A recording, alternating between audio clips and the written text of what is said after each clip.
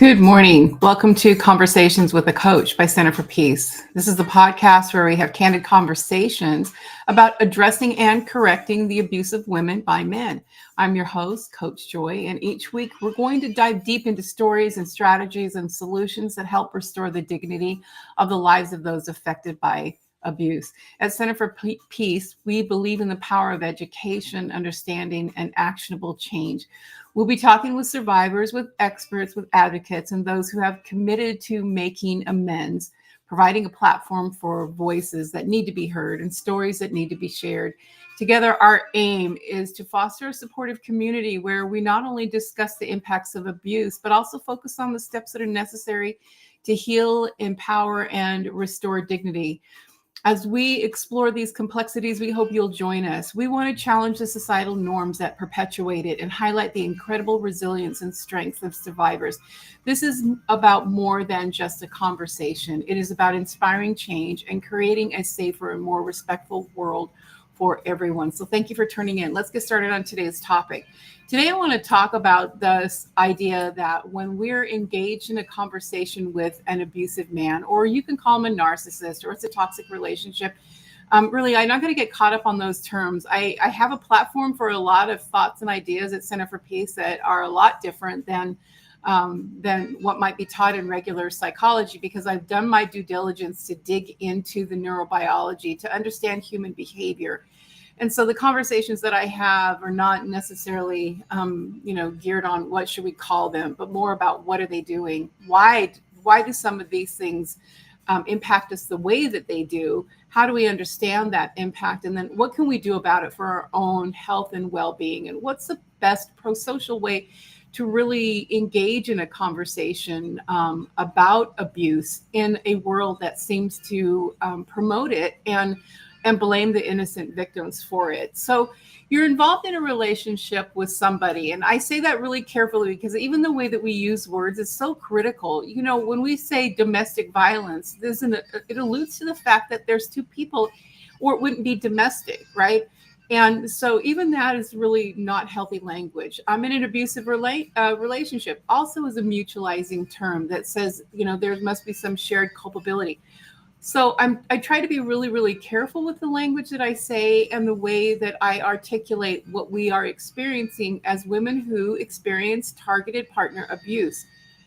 Because the words that we say have an impact either on validating the experience or validating the behavior of the abuser and the perpetrator. And that is absolutely the thing that we're not wanting to do. We do not want to, in any way, shape, or form, normalize, accept, or be in any way tolerant of something that is just hugely egregious in our society. So I started to talk a little bit about, you're involved in a dialogue. You probably have had these before, maybe sometimes being accused of these things going on and on and on, and they never end. And there's periods of time where you feel like he might be drawing closer and then he backs away. It's kind of like this accordion dance where we go back, we come in and out, and we kind of swap places. We take turns with each other. Sometimes you're ready to bolt and you just can't stand it anymore, and he'll come in and rescue. And then you'll try to get to a close place, and there's almost like a little bit of something that feels like, oh, we're making progress, and then boom, he'll back up again, and we can have these kinds of dialogue dances for hours. I call these marathon dialogues, and they can be very, very unhealthy. One of the things that I teach the men at Center for Peace is to try to always engage in the conversation when it's requested. When we put a bid out for conversation, we should never stonewall or give somebody the silent treatment.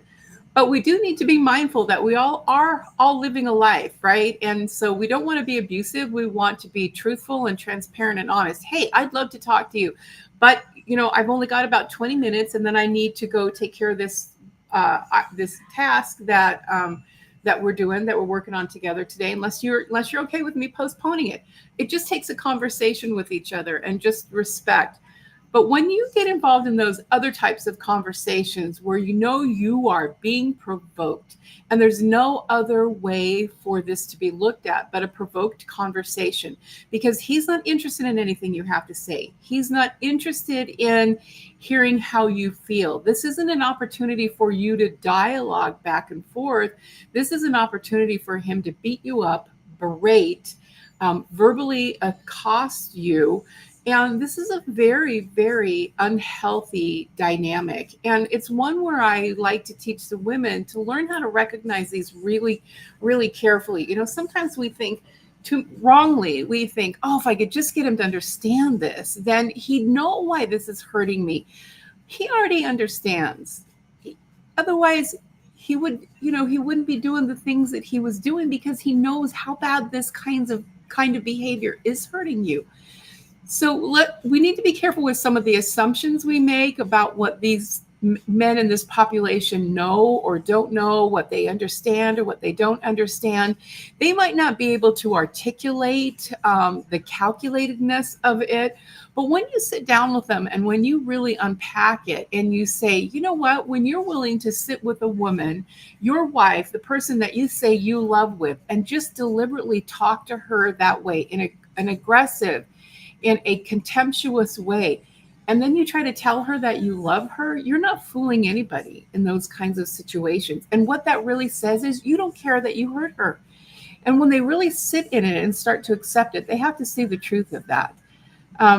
And some men will work on it and others will not. Others will drill down tighter and ramp up the abuse even more. And that's just evidence of the kind of abuser that you're working with. The ones who are interested in change will, over time, learn to correct. The ones who are not interested in change. So it's not about ability, it's about willingness. Are they willing to take responsibility for who they are, what they've been doing and how they've been living their life, and the impact of their life on other people? We do not live in a vacuum. We do not live in isolation. The things that we do and say with and to each other and around each other have impact. Words have impact. Our energy around each other has an impact. I talk about this all the time because it is so critical for us to really get our minds around and absorb. So many times I hear people say things like, I don't need him, or I don't need her, or I don't need them. And while maybe that is true to the point of I don't desire them or choose to have them in my life, that is perfectly understandable. But the reality is we are a species of people hardwired for connection. We're social beings, and we need one another to regulate our central nervous systems. That's just science. And when our central nervous systems are being impacted in abusive ways, that's just very, very detrimental to our physical well-being and our emotional well-being, our psychological well-being.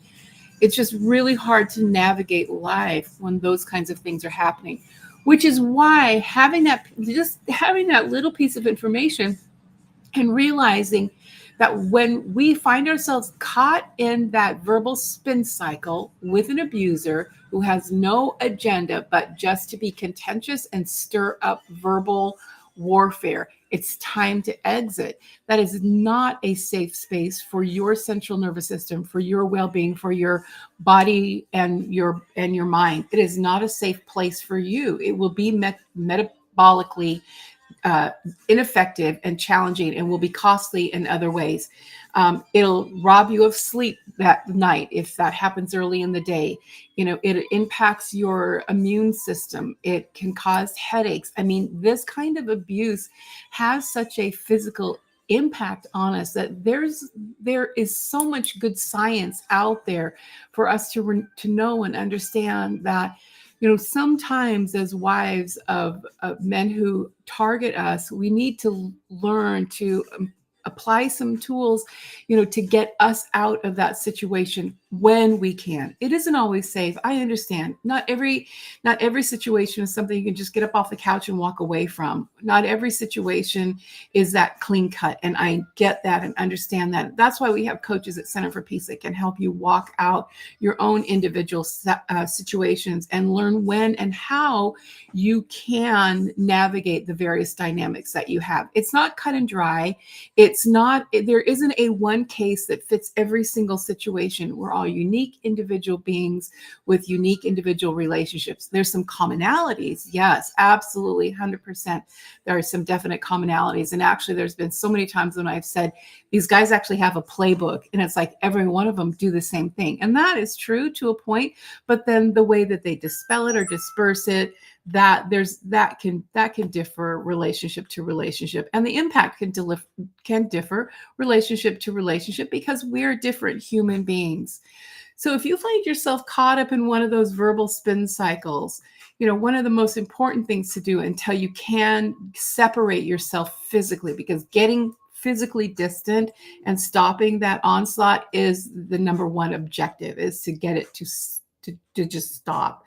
But when you can't, breathing deeply is one of the most healing things for our metabolic balance. So the most important job that our brain does is keeping the rest of our body in balance. And there's a conversation happening between our body and our brain constantly, all of the time.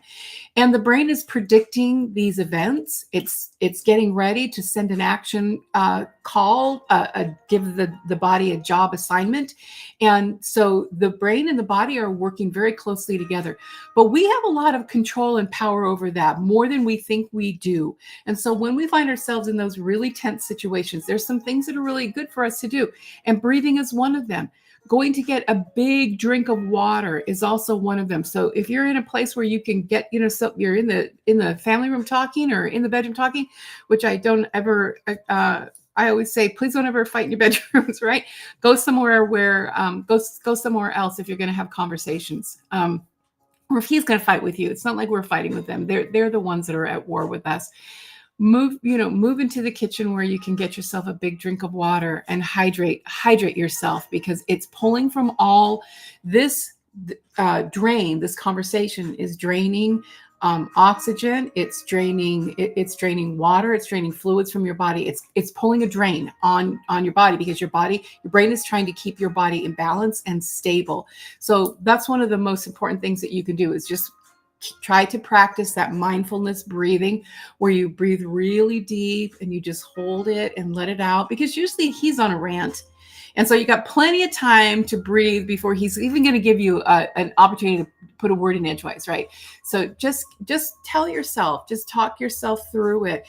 And that is actually one of the best things that you can do for yourself in those kinds of toxic conversations that you have with an abusive spouse, partner. I know that it's very, very difficult. It's not always easy to navigate these conversations. I know a lot of times we are just so hopeful that that we can just be seen and heard, and that they will just stop what they're doing.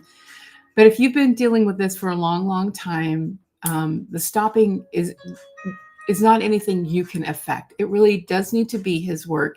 He needs to find somebody who he will work with, who will call him out, who will hold him to account, who will give him the language that he can hold on to. And yes, there's always resistance in the beginning. Every time I start a men's group, the very first thing that we have to address is what you're doing abusive, because they need to be able to get their mind wrapped around all the different ways that they abuse their partner, and be able to call it that, because that's the language she's going to use. And so unless we're going to sit there and fight about words, what this word means and what that word means, and this behavior is abuse, but that behavior isn't abuse. Oh, but when you do it, it's also abuse. That's a big waste of energy. So they do need to admit it, and it is their change work to do. This isn't a relationship problem. This isn't a marriage problem. This isn't a domestic problem. It is a him problem. It is his work to do. But there's a lot of things that, while you're trying to navigate what you're going to do with your life and the choices that you're going to make, because I know not everyone leaves, not everyone can get to safety in the way of a divorce or a separation. Sometimes it's just not feasible and it's not doable. And sometimes it's just not your choice to do that. And we honor that decision in every single individual's life. But there are definitely some things that you can do to help your mind and your body work together for your good. So if you want those tools and you want that help, come see us at Center for Peace. We're starting a new group next week. on Wednesday morning at 10 a.m. Central, 11 a.m. Eastern. Come join us for a group. Come talk to us and come learn some of the things that we teach at Center for Peace that can help you have a peaceful life as you learn to navigate your own decisions and your journey and help you restore dignity to yourself and reclaim your agentic authority. Thank you for listening. Thank you for being here. We'll see you all again next week.